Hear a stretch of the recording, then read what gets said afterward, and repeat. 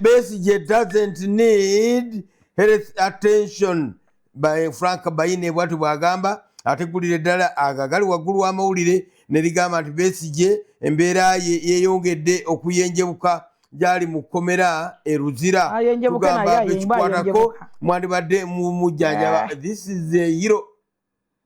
n'omuzira wa ggwanga mwafuna obutakkaanya naye naye n'omuzira wa ggwanga emyaka gye batasobola kwewummuza n'agamba ekinafu is enough omuntu yenna bw'okola ng'ekino kigaana kyakufumintiriza nnyo era kya butegeevu ogamba nti nemeddwa tubuuza ku mukulu ayitibwa Reverend Peter Bakaluba Mukasa nga tugamba gye baleko gyonna gyetusaka engalo nze njagala nkuweesa enkubuga abasajja bo mubalabanga ab'okusaagirira naye abasajja bo bagenda kuttisa abaana b'abantu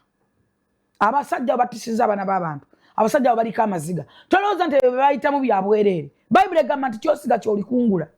omanye abaana b'abantu bameka abafiiridde mu makomera ninako abaana abalema